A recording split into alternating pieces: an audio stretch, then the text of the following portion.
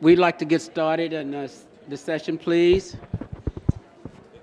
I'm asking the audience to please, may I have your attention?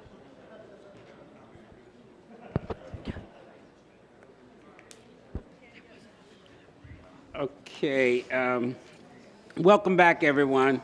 We turn now to healthcare policy. The next session will focus on the impact that the new Congress and federal policies will have on healthcare in California. Dr. Donaldson, feel free to get started when you are ready. I am ready, sir, okay. And I will begin.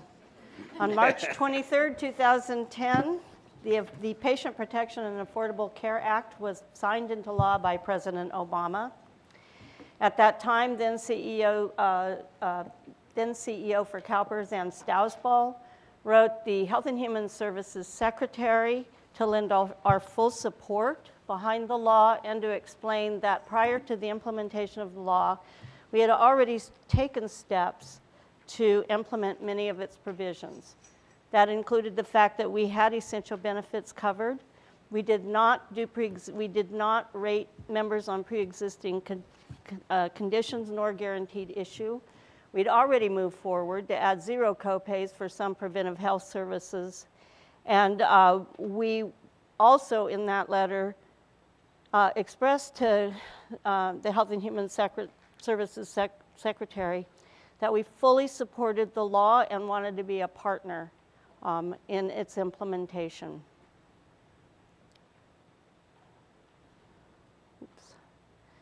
I am not going to moderate this panel. I'm going to pretty much say what we did and then introduce our speakers and let them present and let you ask questions. Before I do want to say what else CalPERS did after we implemented the law. There were 12 teams of over 150 staff, both in the enterprise, the state controller's office, and liaison coordinators with Department of Healthcare Services. As I said, we had already implemented minimum essential coverage, but what we did right away was apply for $130 million in early retiree reimbursement subsidies that were offered through the federal government. We were not the first through the door, though we tried to be.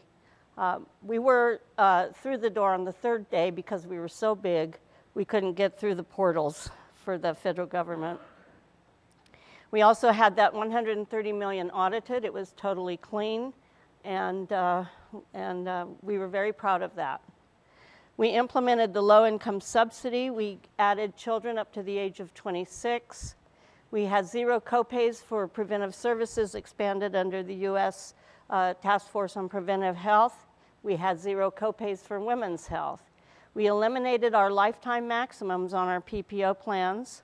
We also eliminated benefit dollar limits for physical therapy, occupational therapy, and speech therapy. And we were in full compliance with ACA tax laws and IRS notifications. Outside of CalPERS, the California ACA implementation expanded Medicaid and the creation of Covered California in 2011, which leads me now to introduce our next speaker. That is Peter Lee, who's the Executive Director of Covered California. Under his leadership, California has become the model for exchanges nationwide, keeping rate increases in check and expanding coverage. Hold on, Peter, not there. He was formerly the Executive Director of the Pacific Business Group on Health, and he also worked in the Obama administration. Then we have Sean Bishop.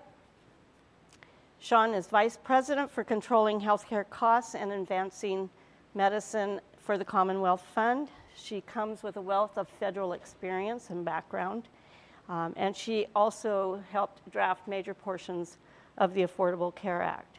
And now I'm going to turn it over to Peter. He has a handout, and I think some of these have been distributed to the back of the room as well as the board.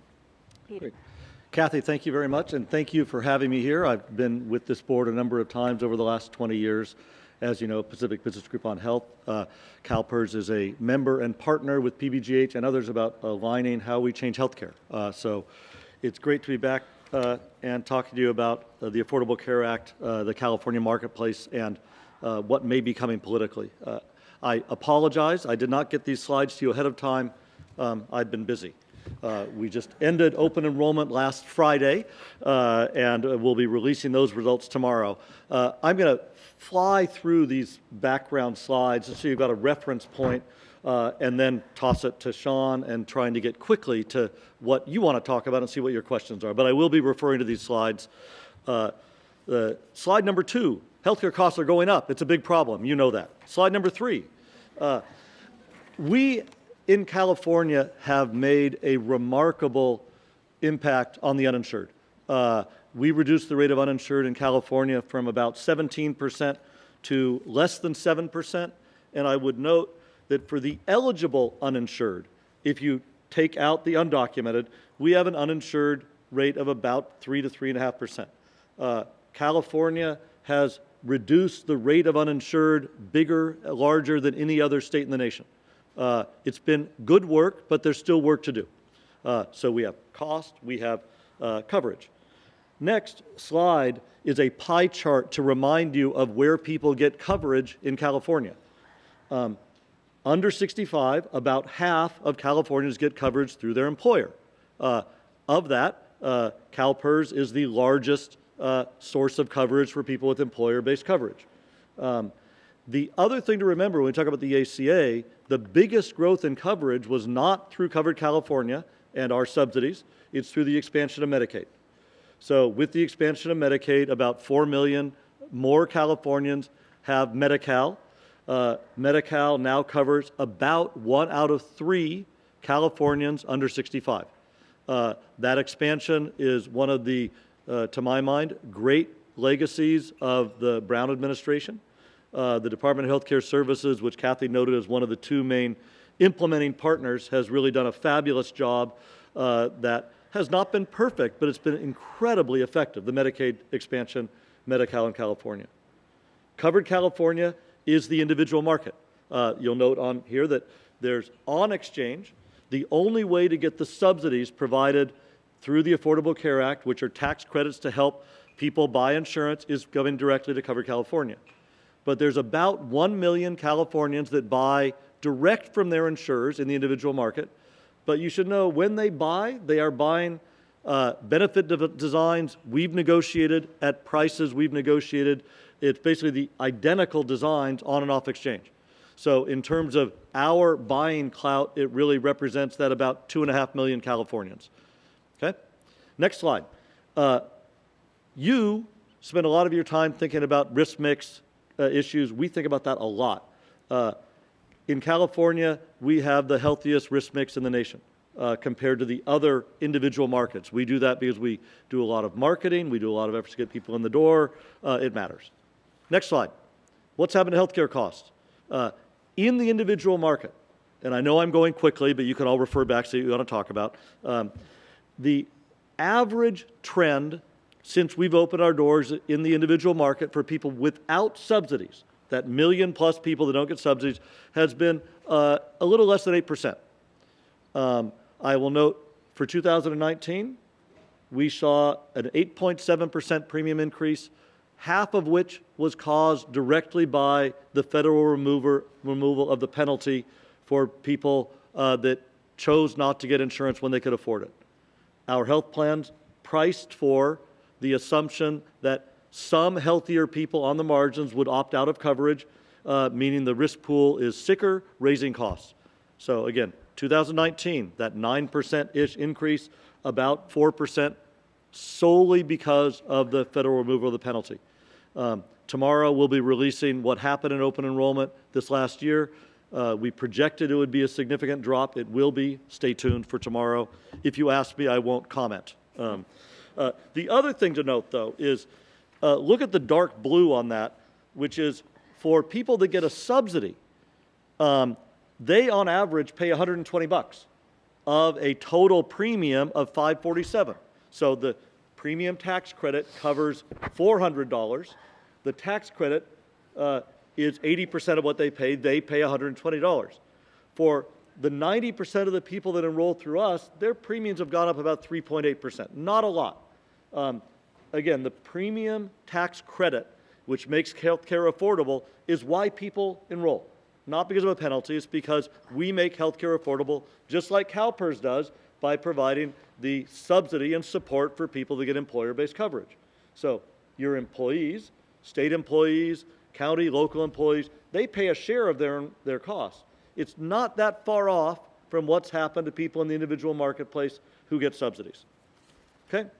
Next slide is a very high-level review that I'm really not going to talk about federal and state options for addressing change going forward. I think Sean may address some of these, but when I look ahead, there are big changes, such as you hear talk about whether it's universal or single payer, Medicare for all. Big changes are complex, take time. There's incremental changes of increasing subsidies, et cetera, and stabilization policies. So I'm just flagging that for our discussion we're going to have in a moment. I would skip over the next 3 slides to come to the back of your PowerPoint, to 2 slides which summarize what Governor Newsom proposed on his first day in office. And I would note that there were a number of things that happened. You'll note the headline for this whole talk is 116th Congress.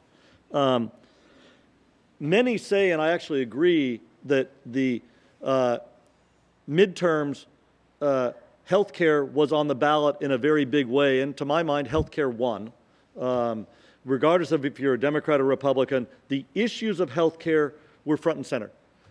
Interestingly, I think it's really important, while the Affordable Care Act has on some levels been a political football for the last 10 years, virtually every Republican have adopted core tenets of the Affordable Care Act, though they label it differently.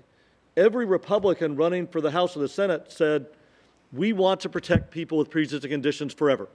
That was not common assumption of all policymakers 10 years ago. It is today.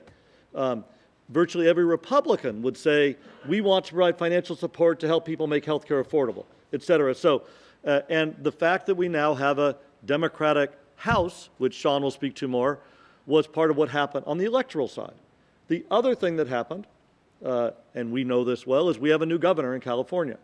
I think it is notable that on the day of his inauguration, he released a slate of major health care policies. I know you're all familiar with them, but part of I live in is very much in California, in implementing a California-anchored program with federal support.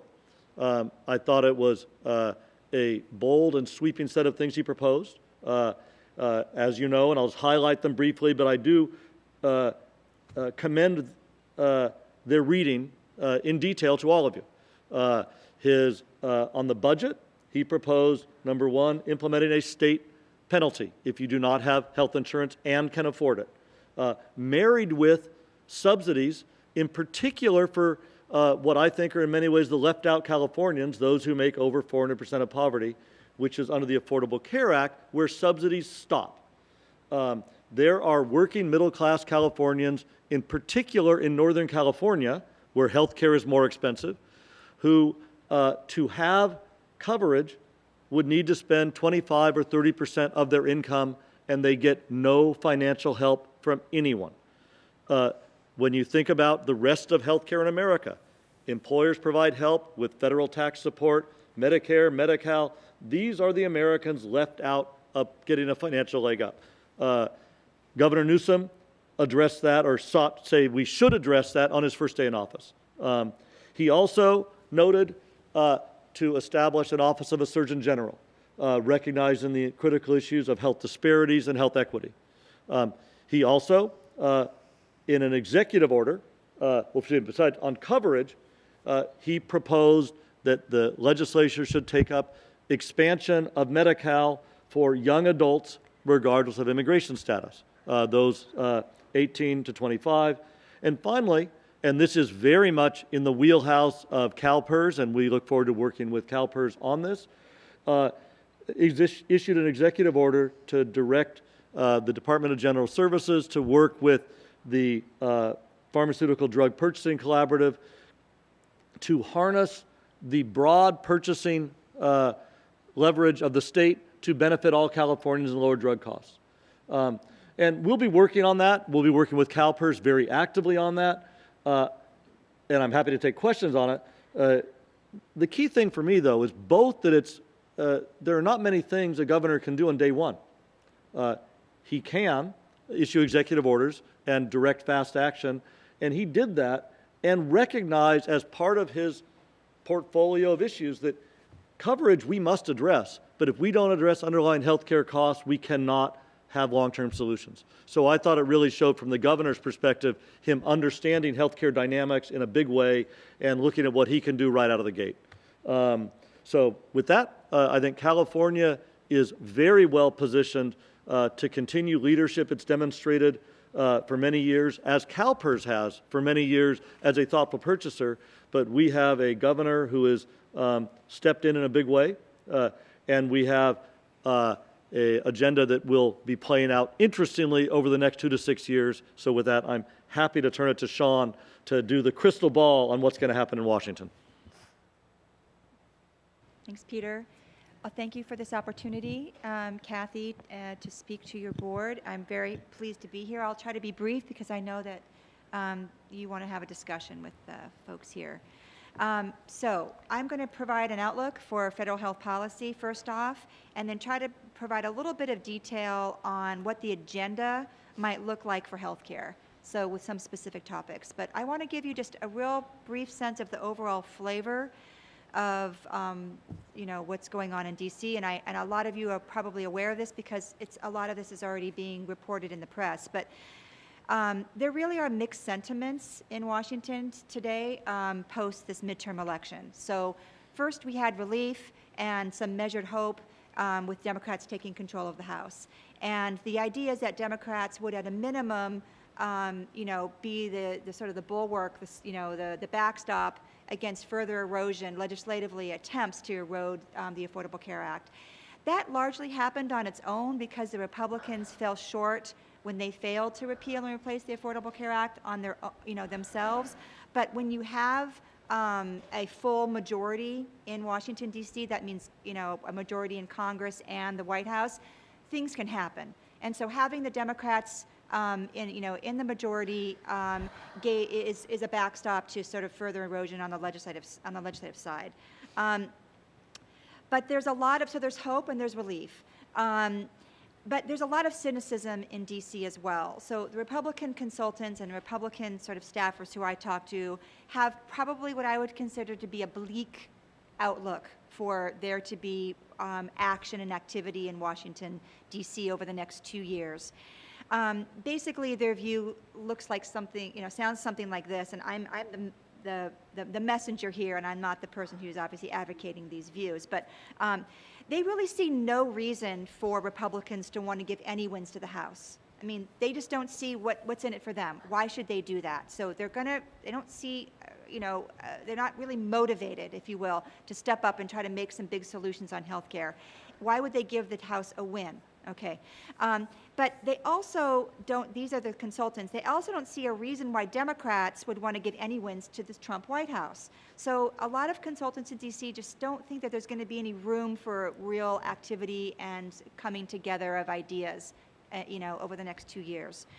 So that equals gridlock. And that's no surprise. People have been talking about it, but there was hope. There was sort of, hope that maybe, a change in the House would create some tectonic shifts and maybe some opportunities for there to be some alignment of thinking between Nancy Pelosi, Speaker Pelosi, and President Trump.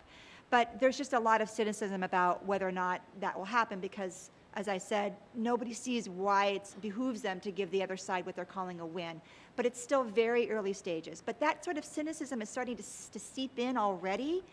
And this partial government shutdown is not helping the situation because at the highest levels there is a lot of political capital being burned up, if you will, trying to figure out how to get out of this or how to win, if you want to say, in this partial government shutdown. So instead of working on potential ideas, that way they could come together, they're actually very much a lot of political capital is spent on this shutdown and this impasse, if you will.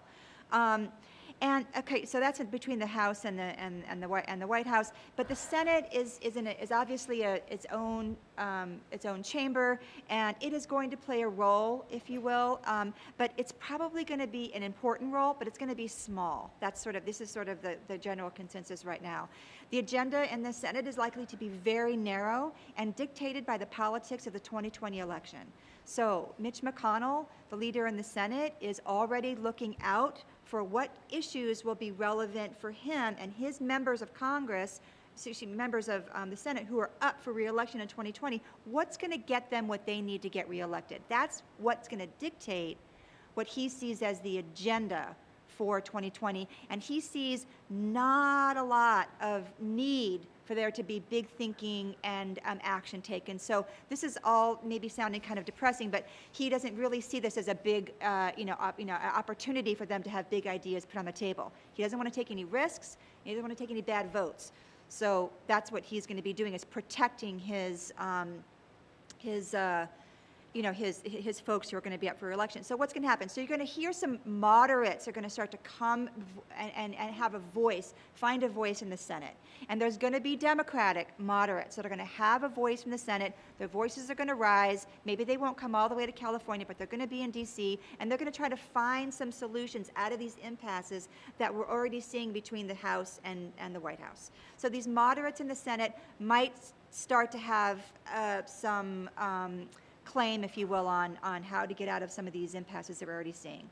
So that's sort of the mood in DC. It's that's sort of the general mood. But I will say this: when I talk to folks who are actually the staffers, who are getting their hearings together and trying to figure out what their agenda is, they're actually working on a bipartisan basis. And that's sort of very key to understand, that we see all this gridlock up here at the top. We between the Speaker and the White House, and Mitch McConnell is part of that. But at the real ground level where the staff is, they speak to their counterparts on the Republican side every day. You have to. And they're starting, what are they doing? The first thing that they're doing is they're trying to educate new members. And they have a lot of them in the House. So they're trying to do that on a bipartisan basis. They are trying to set hearing agendas on a bipartisan basis. So they are working together, and that is not insignificant, because that eventually, this is where these sort of conversations are going to morph into the potential for there to be action at the member level. But it's going to sort of happen at the staff level, who are willing and able to have cross-party conversations. So that's actually happening. But with that, I want to just turn real quick to the administration, and I think you've already mentioned this, just briefly. Lots of activity from the Trump administration, as you know. The business of running the government, they have figured it out. They have figured it out, and they are producing their regulations, as we know. Some of them are, more helpful to states like California that are trying to have their marketplaces, especially in the exchanges, be functional, and some of them are not so helpful. But they are moving ahead. The government is running. They have, obviously, they have a Secretary of HHS who knows what he's doing. So the regs and the whole process is actually quite functional, even though you have a White House that can be quite mercurial. So obviously on the ACA, you have regs on risk adjustment, benefit and payment parameters, and you can answer questions on that. But I will say that the focus is on HSAs right now. They are going to be focusing on HSAs and bringing some more policy making through that benefit and parameter regulation. Medicaid, obviously they want to have, they're going to approve Medicaid expansion if there's work requirements. That's full force. Already they've approved work requirements for 6 states. More to come on that. Medicare, the payment regs are flowing. It's par for the course. The Center for Medicare and Medicaid Innovation is actually up and running with a new leader, and it is starting to produce new innovation models. Just last week, they released 2 models, one on Medicare Part D coverage. They want plans, Part D plans, which provide the drug benefit in Medicare, to step up and take more risk on a voluntary basis for catastrophic coverage under Medicare Part D, and they would the government would share savings with them. So the catastrophic part of the Part D benefit is what's growing gangbusters under Medicare, because the government pays 85 cents on the dollar. So they want the plans to take on more risk, and if they come in below a benchmark on catastrophic coverage, they will share savings with the plans. That's a new proposal on the table. They also have ideas for value-based insurance design for Medicare Advantage, where they're going to allow Medicare, this is another innovation from the CMMI, they're going to allow Medicare Advantage plans to target supplemental benefits, which are beyond sort of the traditional Medicare benefits. And those might include transportation, housing, food assistance. So to target supplemental benefits based on socioeconomic status. And that is absolutely brand new in Medicare. You cannot target benefits based on socioeconomic status. And there has been a resistance, philosophical resistance, I would say, on the Republican side and even within CMS, to actually using socioeconomic status to target anything in Medicare. But now it's going to be allowed if you're in a demonstration and you want to change your benefit packages around to target. So that's something that's new. At FDA, quickly, since we're talking about drug, tons of activity at the FDA. I mean, Commissioner Gottlieb is actually an active commissioner. He is trying to implement President Trump's vision for reducing, and his metric is reducing prices by 30%. That's what President Trump tells executives when they come to meet with him at the White House. I want prices to be 30% lower. Nobody has any solutions for that right now, but Commissioner Gottlieb is doing two things. He's trying to approve generics at a faster rate. So there's already an abbreviated pathway for generics, but he's making a separate abbreviated pathway on top of the abbreviated pathway in a situation where we have no patent protection, but no generics, or not enough. So they're trying to approve generics at a faster rate, and he's trying to create the market environment in the United States for biosimilars, which is still very fragile, and we have a much more, we're having more limited success in the biosimilars market in the US relative to Europe. So he's trying to help figure that out, but my view here is that he's going to need legislative help.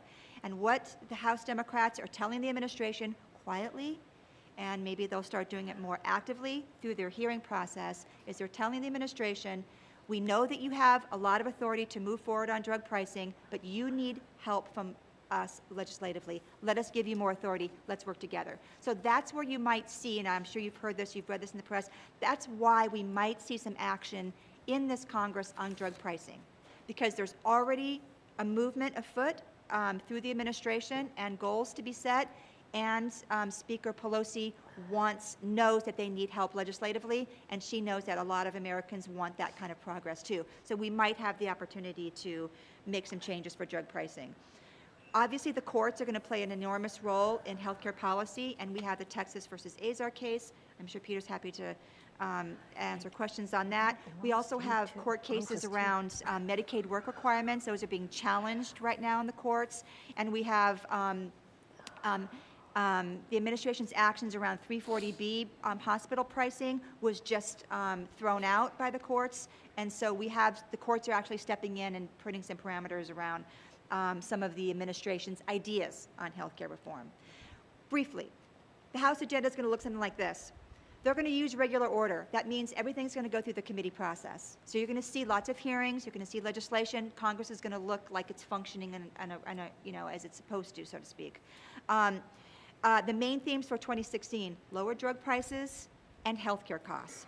But healthcare costs in the House is going to mean premiums, ACA premiums, very much of concern, and consumer protections for the most part. So basically shoring up, if you will, the principles, as Peter said, around the Affordable Care Act. And that's going to be part of their agenda around healthcare costs. On drugs, they're going to look at low-hanging fruit, and they're going to be doing they have some bills already that's been in Congress for the last couple of years. Then they're going to look at Medicare and HHS price negotiation for drugs, so doing something that I think Governor Newsom has already suggested, which is look across payers and try to aggregate and do negotiating, not just with individual insurers, but aggregate across payers.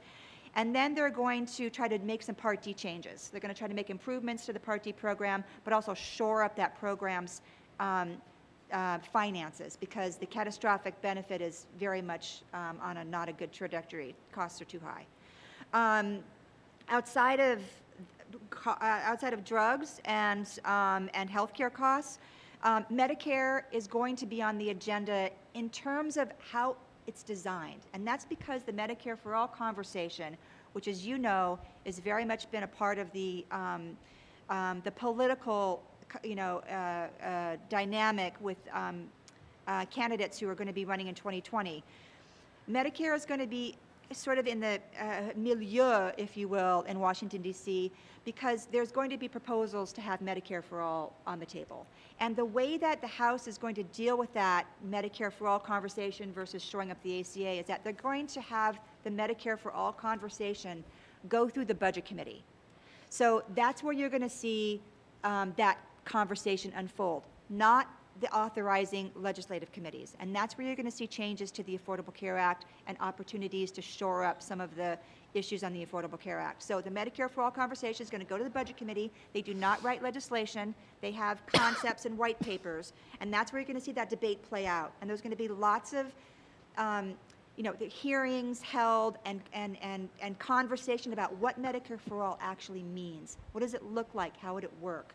And so that's how Speaker Pelosi is going to be addressing, the Medicare for All conversation.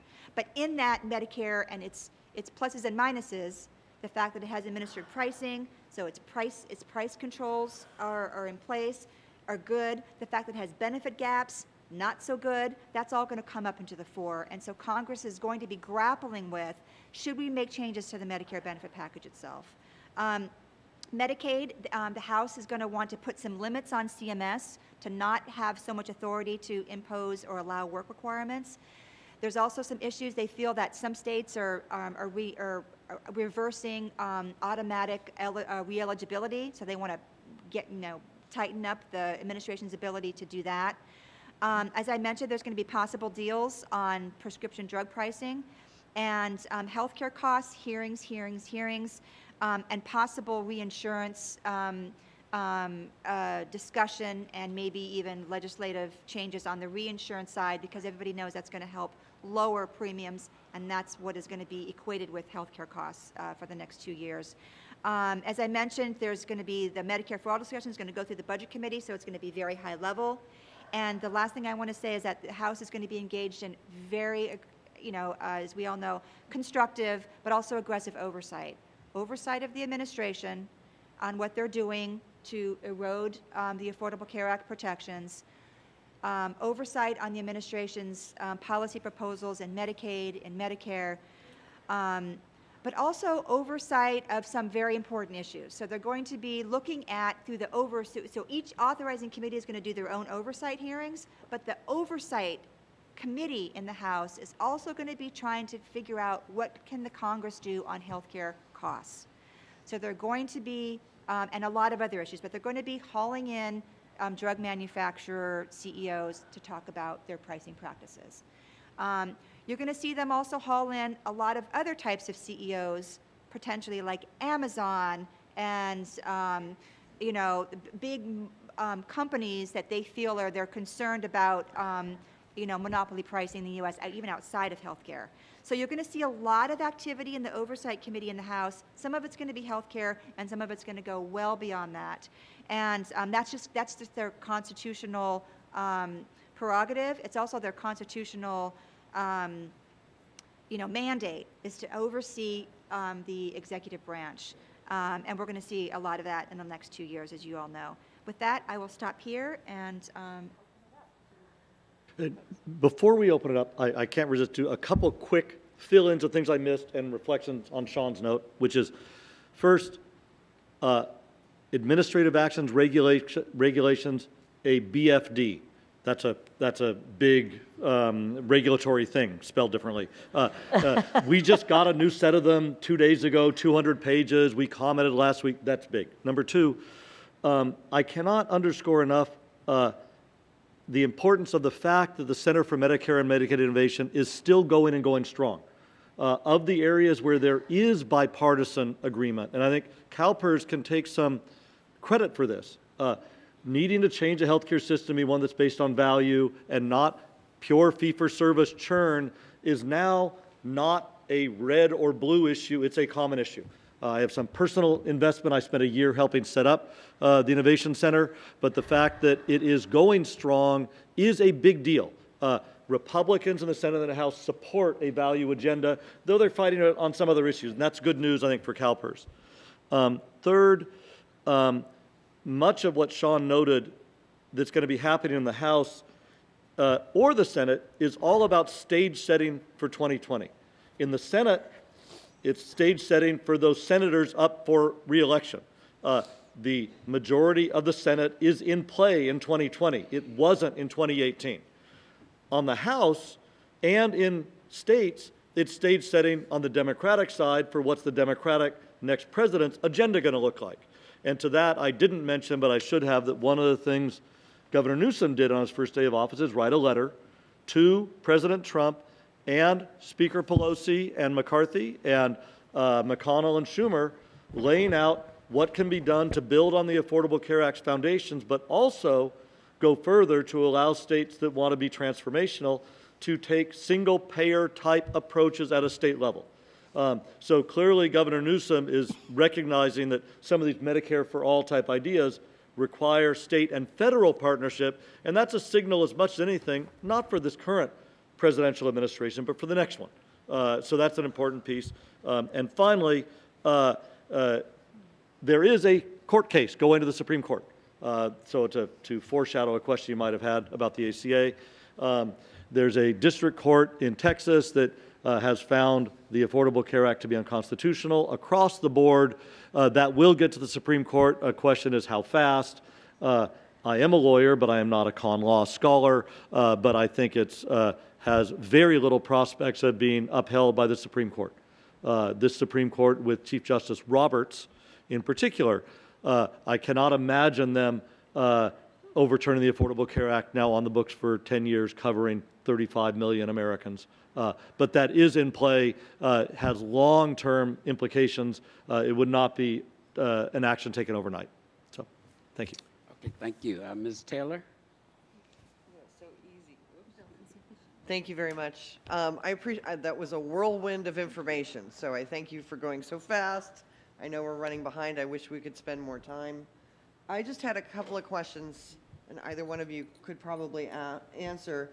The prescription drug cost containment that the Governor Newsom's proposing, is that, he's talking about a single payer system. Is he looking at accessing, using the state of California itself as the single payer, or accessing one of our PBMs to do that? Does anybody know the answer to that? Let me take that. And this, so California has actually had a pharmaceutical collaborative for a number of years. CalPERS is a part of that. Covered California, I flash back to old jobs, is a part of that. It's been not very engaged. What the governor said is work together more effectively, report to me in short order on what we can do using all of our levers possible. The biggest lever maybe is Medi-Cal's lever. Medi-Cal is the biggest purchaser by far, and so there wasn't a direction of do it this way, use a PBM, don't use a PBM. It was we, through Medi-Cal, CalPERS, Covered California, the Department of Corrections, UC, are a mammoth purchaser of pharmaceuticals in California. Yeah, we are. The governor said, how can we use that to both benefit the public and private sector? Stay tuned. And he laid out a timeline, but it wasn't a direction of change it and do it this way. Okay. It was come back and say how to do it. CalPERS will be very at the table of those discussions. Good, good. That's good to hear. My concern is that a PBM, being the single only PBM, would just raise prices however they wanted to. And then, secondly, you were going so fast, and I'm sorry, Sean. The individual mandate is at least the House looking at putting the individual mandate back? Oh, Yes, that will be on the table. There's no doubt about that. And reinsurance. okay. So putting the individual mandate back, yes. Okay. That could be a saver. So the House is going to be looking for proposals that actually work. You know, that's not a messaging opportunity for them. They want to actually talk about things that would work. That would be the individual mandate coming back, reinsurance, So significant cost putting savers. outreach money, they want more outreach money to come back in. Good. What they want to do is they want to use some savings on prescription drugs to kind of help shore up some of that. So the prescription drug conversation is going to be part of that conversation. They're going to try to marry them together. And then I just wanted to make a quick commentary. I was watching Nancy do her town hall, and I think her idea of putting Medicare for All into this kind of white paper writing area isn't a bad idea, because Medicare itself does not cover what covered California, or I'm sorry, the ACA covers. So, and she said that, and it made more sense when she said that, because it's more of a PPO than it is an HMO. So.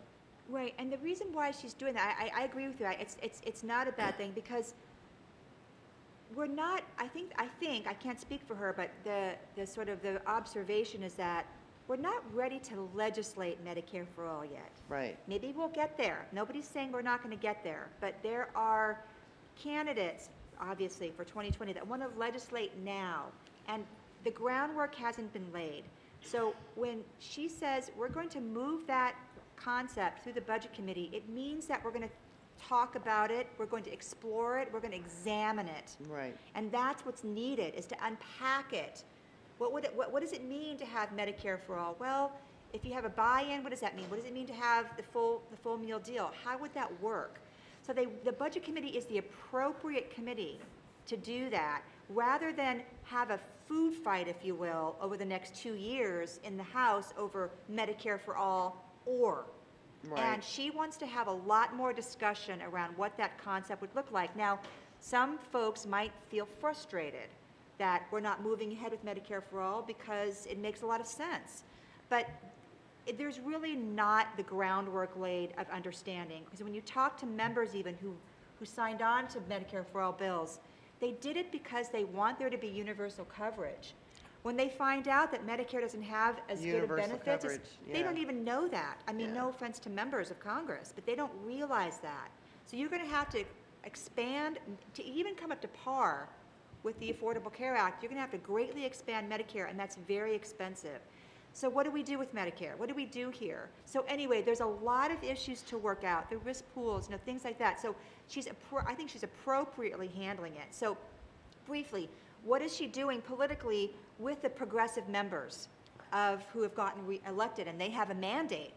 Well, she's given them, from what I understand, none of them are on the Ways and Means Committee. All the new Ways and Means Committee slots went to members who have already been in Congress, because that's a prime committee. Right. She's put them on the Oversight Committee.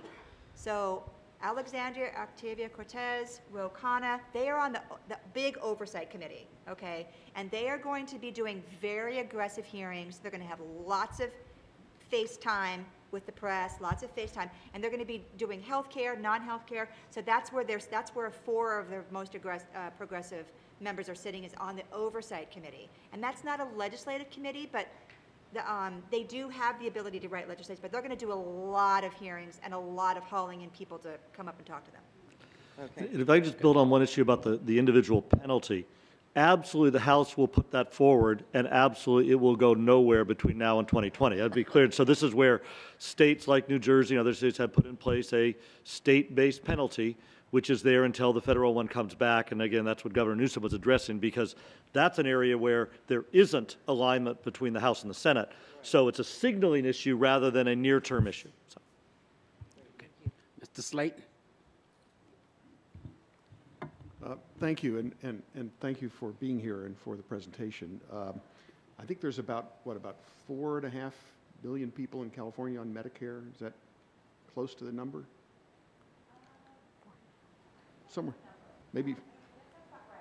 All right, so about 4.5. So I've been on for 23 days on Medicare, and I love it. So I'm just saying.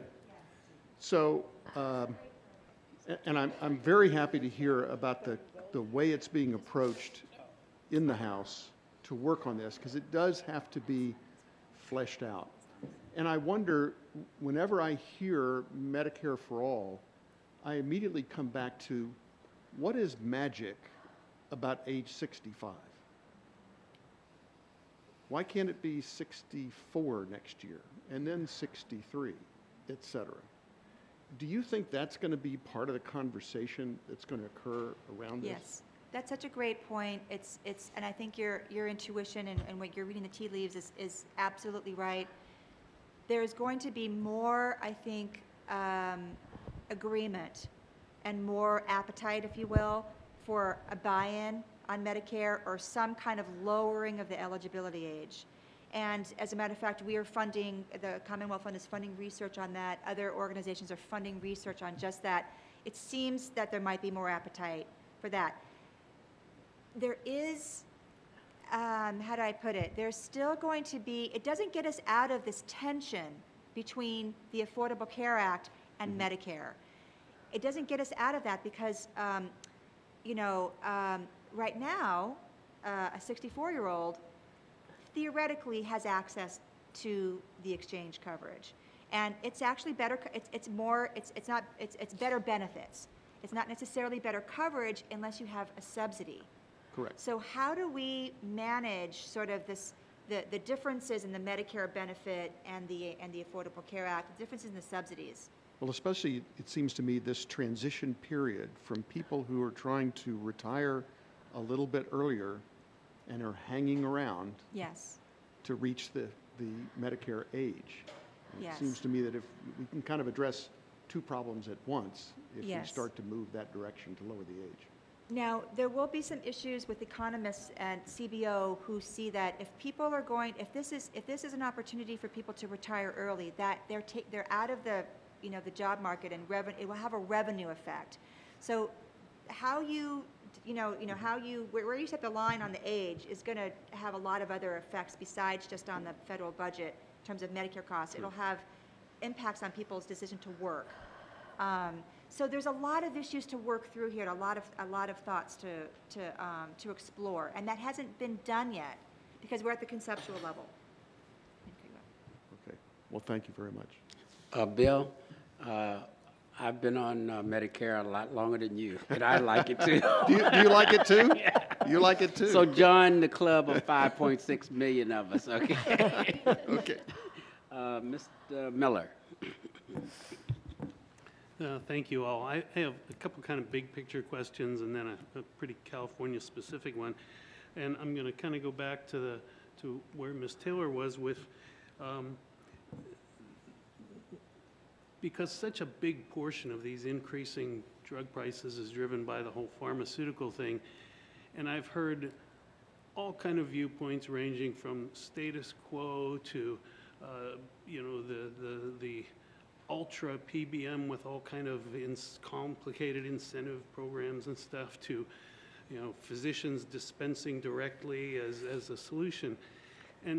But I've kind of had this vision of, us, a decade from now looking back and saying, what was a PBM? Why did we need them? What's the viewpoint from the administration, the opinion leaders about, in the long run, why would we ultimately, if we have an efficient, effective solutions, would we have PBMs in the mix in the long run? Why can't we, envision dispensing with them? I'll let Sean answer the specific PBM question, but I want to address the charge we have. And this is one thing that I really want to give credit to CalPERS thinking about benefit design.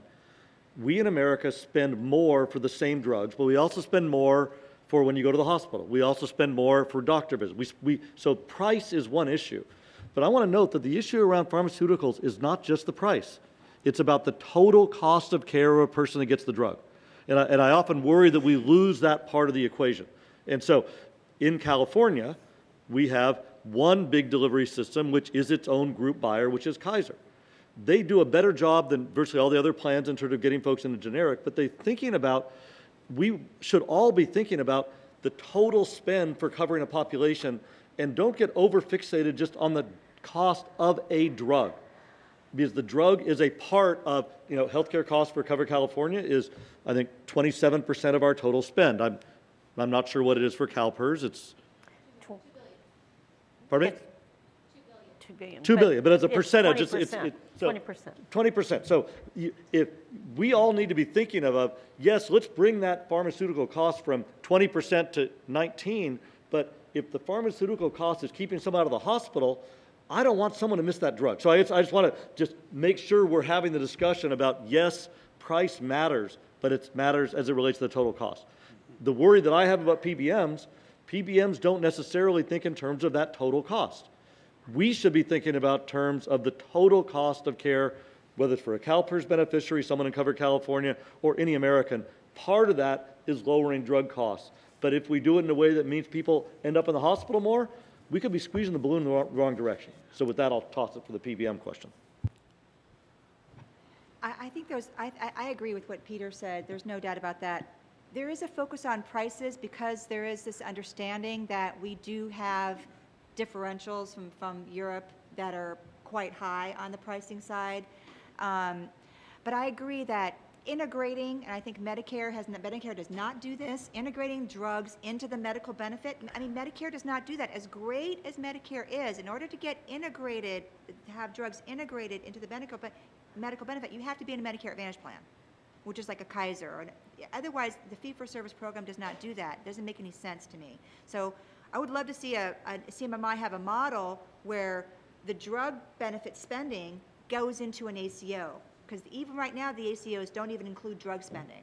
In order to get the alignment, if you will, of price, utilization, like Kaiser Permanente. But just to get to your point about PBMs, I think that a couple of years ago, there was an awakening of understanding that the PBM as a middleman was really taking a big chunk out of the revenue flow. And but the PBM industry is pretty powerful, politically.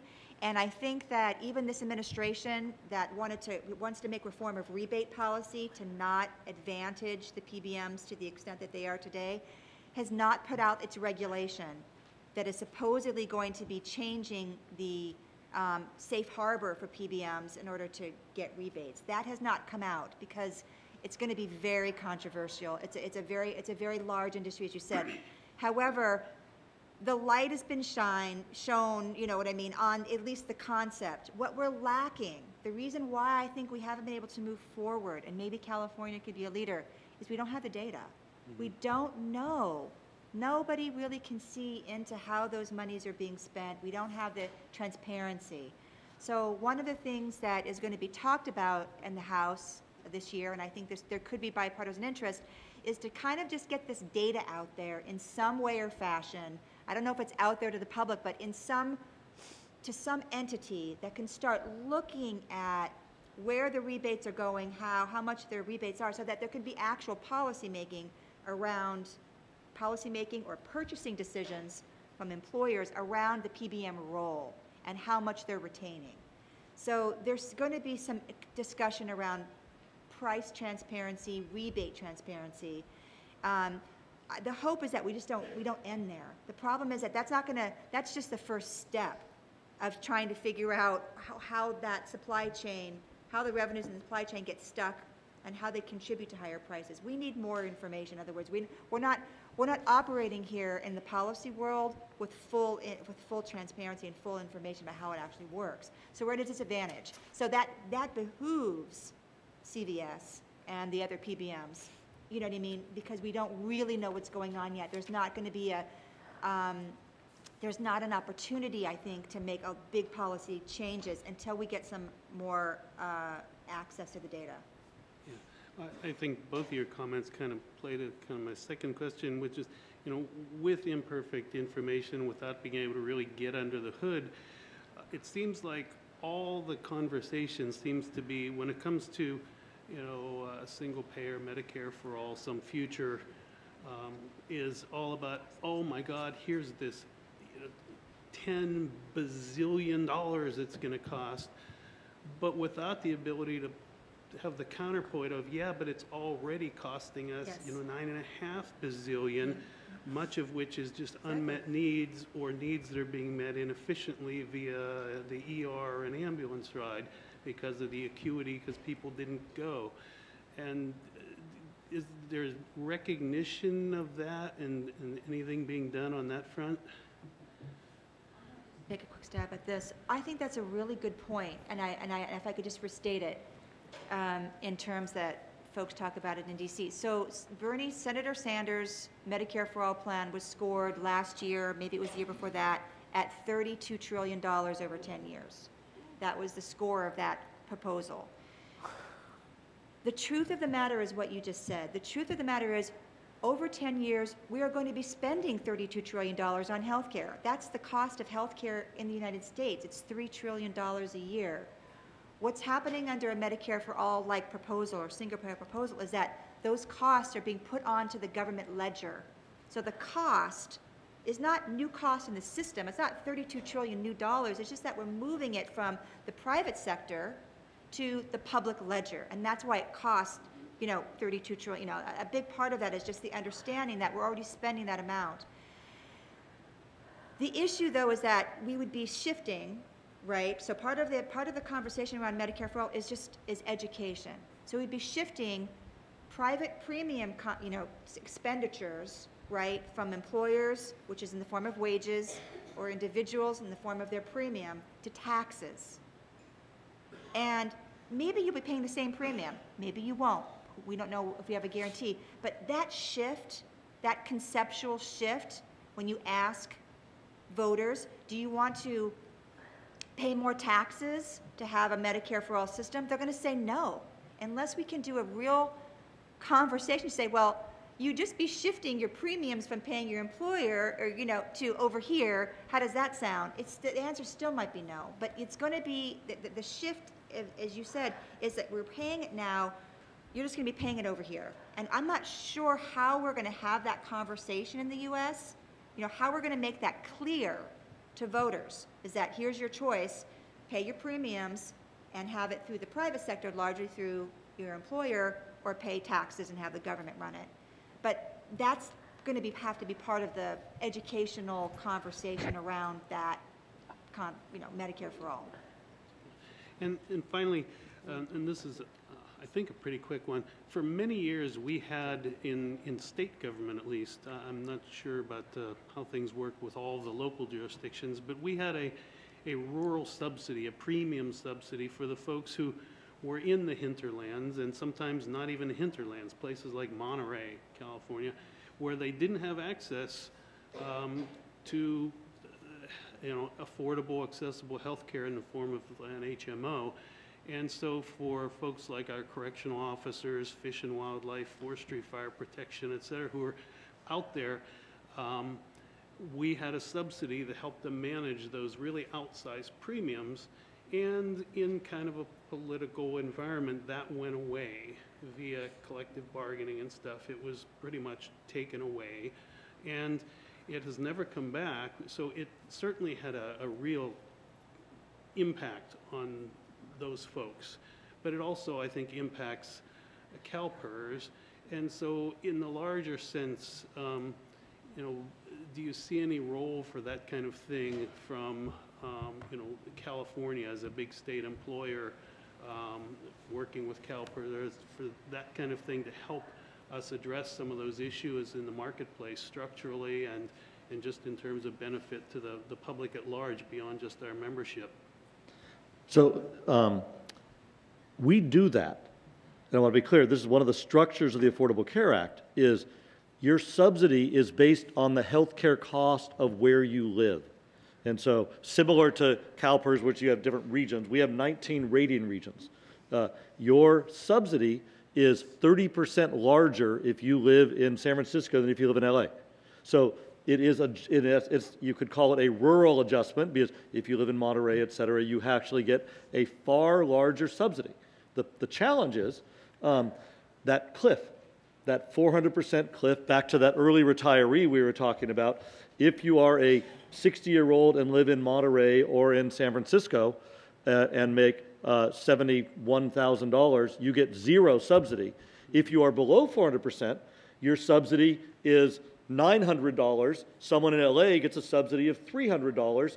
The amount you spend as premium is identical in LA and San Francisco. As a consumer, if you get a subsidy. So the issue about as a design, the Affordable Care Act was hardly perfect, but some of the designs were very thoughtful about addressing higher cost regions and protecting the consumer by not having sort of, in essence, a zip code tax.